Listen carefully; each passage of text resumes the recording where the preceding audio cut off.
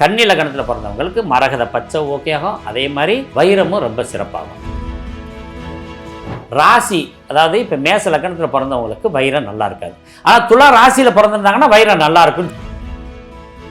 இப்போ ராகு திசை நடக்குதுன்னா கோமேதக கல் போடுவோம். கேது திசை நடக்குதுன்னா வைடூரியம் போடுவோம். கேட்டைன்னு சொல்கிற வைடூரியம். 4ஆம் இடம், 5ஆம் இடம், 9ஆம் இடம், 11ஆம் இடத்துல இருந்தால் குடும்ப சொத்து இவருக்கு கிடைக்கும். இப்போ அம்மாவோட சொத்து கிடைக்குதா இல்லையான்னு பார்க்குறதுக்கு எப்படி பார்க்கணும் அப்படின்னு 5ஆம் பாவத்தில் சூரியன் இருந்தால் அவங்களுக்கு பூர்வீகத்தில் வசிக்க முடியாது. செவ்வாய் இருந்தாலும் பூர்வீகத்தில் வசிக்க முடியாது. மனைவி சொத்தோடு வருவாளா அப்படின்னு கண்டுபிடிக்கிறது 2ஆம் பாவகம் தான். 2ஆம் பாவ அதிபதி. இப்போ நம்ம ஒரு பெண் குழந்தை வந்து பிறக்குது அப்படின்னா, பெண் குழந்தை வெள்ளிக்கிழமையில பிறந்த அப்படின்னா அந்த குடும்பத்துக்கு வரவு அப்படின்ற மாதிரி சொல்லுவாங்க. செல்வமோ கல்வியோ ஆரோக்கியமோ எல்லாமே வந்து அந்த குடும்பத்துக்கும் அந்த பெண் குழந்தைக்கும் இருக்கும் அப்படின்னு சொல்லுவாங்க. அதே மாதிரி அந்த பெண் குழந்தை வளர்ந்து கல்யாணம் பண்ணிட்டு போயிடுச்சு அப்படின்னா அவங்க வீட்டை விட்டு அந்த பொண்ணு எந்த வீட்டுக்கு கல்யாணம் பண்ணிட்டு போதோ அந்த வீட்டுக்கு போவோம் அப்படின்னும் நம்ம மக்கள் வந்து பேசுவாங்க. இது உண்மையா? 100% உண்மை. ஏன்னா பெண் குழந்தைகள் பிறப்புறதா அதிர்ஷ்டம். அதில் ஆண் குழந்தைகள் வந்து ஒருத்தர் புண்ணியம் பண்ணால் ஆண் குழந்தைகள் பிறக்கும். ஆனால் அந்த குடும்பமே புண்ணியம் பண்ணால் தான் பொம்பளை பிள்ளை பிறக்கும். அதாவது கடவுளை வேணும்னா ஒரு ஆண் குழந்தை கிடைக்கும், கடவுளே பிறக்கணும்னா பொம்பளை பிள்ளை பிறக்கணும் அப்படின்னு சொன்னதெல்லாம் உண்மையான உண்மை. ஏன்னா பெண் குழந்தைகள் ஒரு வீட்டில் இருந்தால் தான் அந்த வீடு சுபிச்சம் அடையும். அதே சமயத்தில் வெள்ளிக்கிழமை ஒரு புள்ள பிறந்துருச்சுன்னா அந்த வீட்டுக்கு அதிர்ஷ்டம் உண்டாயிரும். அதில் வளர்பிறையில் வெள்ளிக்கிழமை பிறந்துட்டால் பேரதிர்ஷ்டம் உண்டாகும். அப்போ என்ன ஆகுது, இந்த அதிர்ஷ்டமான பெண்ணை நம்ம கல்யாணம் பண்ணி கொடுக்கும்போது அந்த பெண் எங்கே இருக்காலோ அங்கே மகாலட்சுமி கடாச்சம் உண்டு. ஏன்னா வெள்ளிக்கிழமை தான் நம்ம மகாலட்சுமிக்கு நோன்புகள் வைக்கிறது, விரதங்கள் இருக்கக்கூடிய நாட்கள்னு வச்சுக்கோங்களேன். அப்போ வெள்ளிக்கிழமையை சுக்கிரனாக பாவிப்போம். அப்போ குழந்தைகள் சுக்கிரன் அப்படின்னு பேர். அதே மாதிரி முதல் மகளை சுக்கிரன்னு எடுப்போம், பெண் குழந்தைகளை சுக்கிரன்னா எடுப்போம். அப்போ சுக்கிரன் நம்ம விட்டு போயிடுச்சுன்னா என்ன ஆகும், நமக்கு அதிர்ஷ்டம் விட்டு போயிட்ட மாதிரி நம்ம ஐதீகம் உண்டு. இது வந்து இன்றைக்கி நேற்று நம்ம சாதாரணமாக நினைக்கிறது இல்லை. ஒரு சில வீட்டில் பார்த்திங்கன்னா பொம்பளை பிள்ளையை கட்டி கொடுத்தோன்னா அப்படியே டவுன் ஆயிரும், அந்த வீடு சுபிச்சம் அடைஞ்சிரும். அதனால் என்ன பண்ணாங்க, வெள்ளிக்கிழமை பிறந்த பிள்ளையில் அதுலேயும் மூத்த பெண்கள் வெள்ளிக்கிழமை பிறந்திருந்தாக்க நம்ம கல்யாணம் பண்ணி கொடுக்கும்போது மாப்பிள்ளை வீட்டுக்கு போவாங்க இல்லையா, அப்போ நைஸாக ஒரு பொருளை உருவோம், மோதிரத்தையோ அல்லது செயினையோ எதையா ஒன்று வாங்கிக்கிடுவோம். அப்போ அவளுக்கு பதிலாக நம்ம அந்த பொருள் இங்கே வீட்டில் இருக்க செல்வ வளம் நல்லா வரும். இதெல்லாம் உண்மைதான். நம்பிக்கை என்பதற்கும் நம்ம நடைமுறை வாழ்க்கைக்கு நிறைய தொடர்பு உண்டு. என்னங்க, அப்போ இது நம்பிக்கையாக அத்தனை காலம் தொட்டு இப்போ எத்தனை ஆண்டுகளுக்கு முன்னாடி இதை ஆரம்பிச்சிருக்கோம், இன்றைக்கி வரையும் நம்ம பயன்படுத்துகிறோம்னா அப்போ அதனுடைய அனுபவம் கரெக்டாக உண்மை தானே இருக்குது. அதனால் வெள்ளிக்கிழமை பிறந்தவங்க அதிர்ஷ்டசாலிகள் தான்.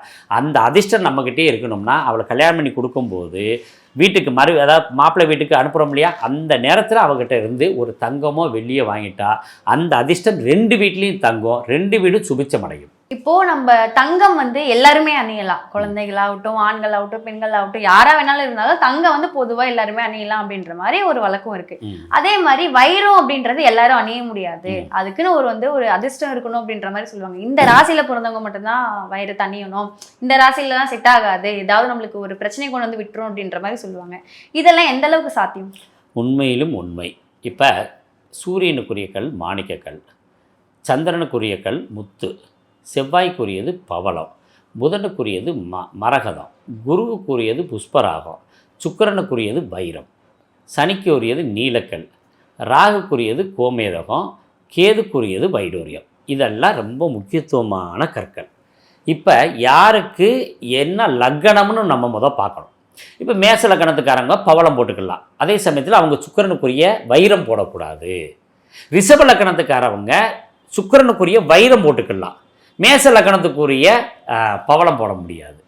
அதே மாதிரி மிதுன லக்கணத்துக்காரவங்க வைரமும் போடலாம், அதே மாதிரி மரகத பச்சையும் போடலாம்.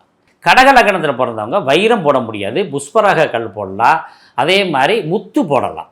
சிம்ம லக்கணத்தில் பிறந்தவங்களுக்கு மாணிக்க கல் போடலாம், வைரம் போட முடியாது. அதே மாதிரி அவங்க பவளமும் போட்டுக்கலாம், முத்தும் பரவாயில்லைன்னு சொல்லலாம். கன்னி லக்னத்தில் பிறந்தவங்களுக்கு வைரம் அற்புதமாக செட் ஆகும். கன்னி லக்னம், நான் சொல்கிறது எல்லாமே பார்த்தீங்கன்னா லக்னத்தை சொல்லிட்டு வந்திருக்கேன், ராசியை சொல்லவே இல்லை. கன்னி லக்னத்தில் பிறந்தவங்களுக்கு மரகத பச்சை ஓகே ஆகும், அதே மாதிரி வைரமும் ரொம்ப சிறப்பாகும். துலா லக்னத்தில் பிறந்தவங்களுக்கு வைரம் அற்புதமாக ஒர்க் அவுட் ஆகும், அதே மாதிரி மரகத பச்சையும் போட்டுக்கலாம் துலா லக்னத்தில் பிறந்தவங்களுக்கு. அதே சமயத்தில் மாணிக்கங்களில் அவங்க போடக்கூடாது, முத்துவும் போடக்கூடாது. அடுத்து பவளம் பரவாயில்ல அப்படின்னு சொல்லலாம். விருச்சிக லக்னத்தில் பிறந்தவங்களுக்கு பவளம் ரொம்ப சிறப்பானது, வைரம் போடக்கூடாது, புஷ்பராக கல் போட்டுக்கலாம். தனுசு லக்னத்தில் பிறந்தவங்களுக்கு புஷ்பராக கல் போடலாம், பவளம் போடலாம், அதே மாதிரி முத்து போடக்கூடாது, மாணிக்க கல் போட்டுக்கலாம். மகர லக்னத்தில் பிறந்தவங்களுக்கு நீலக்கல் அப்படின்றதான் போடணும். அதே மாதிரி வைரம் போட்டுக்கலாம், மரகத பச்சை போட்டுக்கலாம். அதே மாதிரி தான் கும்ப லக்னத்தில் பிறந்தவங்களுக்கு நீலம் செட் ஆகும், அதே மாதிரி வைரம் செட் ஆகும், மரகத பச்சையும் செட் ஆகும். அவங்க பவளத்தை போடக்கூடாது, மாணிக்க கல் போடக்கூடாது, முத்து போடக்கூடாது. அதே மாதிரி மீன லக்னத்தில் பிறந்தவங்களுக்கு புஷ்பராக கல் போடலாம், பவளம் போடலாம், மாணிக்க கல் போடக்கூடாது, அதே மாதிரி வைரமும் போடக்கூடாது. இது லக்னத்தை வச்சு சொல்கிறது. நிறைய பேர் என்ன பண்ணுறாங்கன்னா மிகப்பெரிய தப்பு நடக்கிறது எங்கே அப்படின்னு கேட்டிங்கன்னா, ராசிக்குரிய கற்களை தேர்ந்தெடுப்பார்கள். அது அவ்வளோ சால சிறந்தது அல்ல. ஏன்னு கேட்டிங்கன்னா, லக்னத்துக்கு யார் சுபரோ அவர்களுக்குரிய கல்லுகளை போடுறதா, கற்களை போடுவது தான் ரொம்ப சிறப்பு. ராசி, அதாவது இப்போ மேச லக்னத்தில் பிறந்தவங்களுக்கு வைரம் நல்லா இருக்காது, ஆனால் துலா ராசியில் பிறந்திருந்தாங்கன்னா வைரம் நல்லா இருக்குன்னு சொல்லி இந்த ராசிக்கு உரிய கல்லை போடுவாங்க. அப்படி போடக்கூடாது. மேச லக்னத்தில் பிறந்தவங்களுக்கு பவனம், மாணிக்கக்கல், புஷ்பராகம் தான் போடணும். ஒழிஞ்சு அவர் எந்த ராசியில் பிறந்திருந்தாலும் இதுதான் போடணும். அதே மாதிரி ரிஷபத்துலேயோ அதே மாதிரி துலாத்துலேயோ மேச லக்னத்துக்காரங்க பிறந்து ராசி துலா ராசியாகவோ ரிஷப ராசியாக இருந்தால் இந்த வைரக்கல் போடக்கூடாது. லக்னத்துக்கு தான் போடுறது ரொம்ப சிறப்பு. அடுத்தது இன்னொரு விஷயம், இப்போ திசா புத்திகளுக்கு நம்ம போடுற பழக்கம் உண்டு. அங்கே தான் ராகுக்கும் கேதுக்கும் நம்ம போடுவோம். இப்போ ராகு திசை நடக்குதுன்னா கோமேதக கல் போடுவோம், கேது திசை நடக்குதுன்னா வைடூரியம் போடுவோம், கேட்டைன்னு சொல்கிற வைடூரியம். அது திசை முடிந்த முன்னாடி கரட்டி தூக்கி போட்டுறணும். அதுக்கு பேர் திசைக்கு உரிய கல். அதிர்ஷ்டத்தை தரணும்னா லக்னத்தை பார்த்து தான் நீங்கள் ராசிக்கல் போடணுமா ஒழிஞ்சு ராசிக்குரிய ராசிக்கல் போடக்கூடாது. இப்போ நம்ம இந்த தலைமுறையில இப்போ பெண்கள் ஆகட்டும் ஆண்கள் ஆகட்டும் எல்லாருமே வேலைக்கு போக ஆரம்பிச்சிட்டாங்க. அவங்களுக்குன்னு வர ஒரு சம்பாதியத்துல நம்மளுக்குன்னு ஒரு சொந்த வீடு வாங்கணும், சொந்தமா ஒரு நிலம் வாங்கணும், விவசாயம் பண்ணணும் அப்படின்ற மாதிரி நிறைய ஆசை எல்லாருக்குமே வந்துருச்சு. இப்போ அதையும் தாண்டி அப்பா சொத்து தாத்தா சொத்துன்னு இருக்கும் இல்லையா? ஸோ இந்த ராசியில இருக்கவங்களுக்கு தாத்தா சொத்து அப்பா சொத்துன்றது வரும், இல்லை இந்த ராசியில இருக்கவங்களுக்கு வராது அப்படின்ற மாதிரி ஏதாவது விஷயங்கள் உண்டு உண்டு உண்டு. அது ராசியை வச்சு சொல்கிறது, லக்னத்தை வச்சு சொல்கிறது. இப்போ ஒருத்தர் சுயமாக சம்பாதிக்கணும் அப்படின்னா லக்னம் வலுத்திருந்தால் அவர் சுயமாக சம்பாதிப்பார். குடும்ப சொத்து இருக்கும். 2ஆம் பாவகம் 4ஆம் இடம் 5ஆம் இடம் 9ஆம் இடம் 11ஆம் இடத்துல இருந்தால் குடும்ப சொத்து இவருக்கு கிடைக்கும். இப்போ அம்மாவோட சொத்து கிடைக்குதா இல்லையான்னு பார்க்குறதுக்கு எப்படி பார்க்கணும் அப்படின்னு கேட்டால் 4ஆம் பாவகம் தான் அம்மா. இந்த 4ஆம் பாவக அதிபதி லக்னாதிபதியோட தொடர்பில் இருந்து சுபஸ்தானங்களில் இருந்தால் அம்மா சம்பாதித்த சொத்து பூரா இவருக்கு கிடைக்கும்.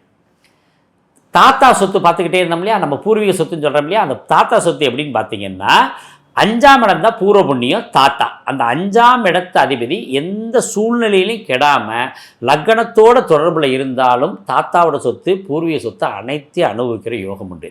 இந்த 5ஆம் இடத்துல எல்லாருக்கும் தெரிஞ்சதுனால இதை நம்ம இன்னும் கொஞ்சம் டீட்டெயிலாக சொல்கிறோம். 5ஆம் பாவகத்தில் சூரியன் இருந்தால் அவங்களுக்கு பூர்வீகத்தில் வசிக்க முடியாது. செவ்வாய் இருந்தாலும் பூர்வீகத்தில் வசிக்க முடியாது. ராகு, கேது, சனி போன்ற எந்த பாவகிரகம் இருந்தாலும் அவங்க பூர்வீகத்தில் வசிக்க முடியாது. அதே மாதிரி 5ஆம் இடத்து அதிபதி 6ஆம் இடத்துலையும் 8ஆம் இடத்துலையும் இருந்தாலும் பூர்வீகத்தில் வசிக்க முடியாது. அந்த அந்த அமைப்பு யாருக்கு இருக்குதோ அவங்க பூர்வீகத்தை விட்டு வெளியூரில் போய் வாழ்வாங்க. அதே சமயத்தில் இந்த 5ஆம் பாவக அதிபதி 6, 8 இருக்கார், ஆனால் நட்பு வீட்டில் இருந்தாலும் பூர்வீகத்தில் சொத்து இருக்கும், ஆனால் இவர் வெளியில் தான் தங்கியிருக்க மாட்டி சூழ்நிலைகள் உண்டு. அதுதான் தாத்தாவோட சொத்து. இதே மாதிரி தான் 9ஆம் பாவத்தை எடுக்கணும். அப்பா சம்பாதித்த சொத்தை அனுபவிக்க முடியுமா அப்படின்னா 9ஆம் பாவக அதிபதி லக்னாதிபதியின் நண்பர்களாக இருக்கணும். லக்னாதிபதி 9ஆம் பாவ அதிபதியை நண்பர்களாக இருந்தால் தந்தையோட சொத்துக்களை அனுபவிக்கலாம். 9ஆம் பாவக அதிபதி 6, 8, 12 மறைஞ்சா தந்தையே அவர் சொத்தை விற்றுவிடுவார். அப்போ எல்லாத்துக்கும் காரணம் ஜாதக ரீதியாக எடுக்க முடியுமா ஒழிஞ்சு நம்ம சும்மா நார்மலாக பேசியெல்லாம் எடுக்க முடியாது. அப்போ ஜாதகத்தில் யாருடைய சொத்தை அனுபவிக்கக்கூடிய யோகம் இருக்குதுன்னு சொல்லி பார்த்துட்டு அந்த சொத்தை அவங்கள அடைய வைக்கலாம். அல்லது இவர் வாங்குகிற சொத்தை அம்மா பேர்லேயோ மனைவி பேர்லேயோ தந்தையோட பேர்லேயோ வாங்கி அதை அனுபவிக்கிற யோகத்தை நம்ம ஏற்படுத்துகிறோம். ஏன்னா இவருக்கு 4ஆம் பாவம் கெட்டுப்போச்சு. அப்போ என்ன பண்ணும், மனைவி ஸ்தானம்ன்றது 7ஆம் பாவம். 7ஆம் பாவக அதிபதி நல்ல நிலைமையில் இருந்தால் மனைவி பேரில் நம்ம சொத்து வாங்கலாம். இதே சமயத்தில் மனைவி சொத்தோடு வருவாளா அப்படின்னு கண்டுபிடிக்கிறது 2ஆம் பாவகம் தான். 2ஆம் பாவ அதிபதி நல்ல பலமாக இருந்தால் இவனுக்கு வரக்கூடிய மனைவி கோடீஸ்வரியான மனைவி வருவா. அவள் வந்ததுக்கு முன்னாடி நல்ல பெரிய லெவலில் உச்சத்தை அடைவா. அவளே கோடீஸ்வர யோகத்தோடு அவளே சொத்து பத்தோடு வருவாள். 2ஆம் பாவம் தான் மனைவியால் வரக்கூடிய யோகத்தை சொல்லக்கூடிய இடம். இப்படி யாருனால ஒருத்தர் அதிர்ஷ்டம் அடைவார் அப்படின்னு நம்ம தெரிஞ்சுக்கிட்டோம்னா தான் அவங்கள அந்த வழியில் போக முடியும். இவங்க எந்த கிரகமுமே நல்லா இல்லைன்னா பிறப்பான், வேலைக்கு செல்வான், வாழ்க்கை வாழ்ந்து கொண்டே இருப்பான். கேள்வி, நான் எப்பொழுது கோடீஸ்வரன் ஆவேன் அப்படின்னு கேட்டுக்கிட்டே இருக்கேன்.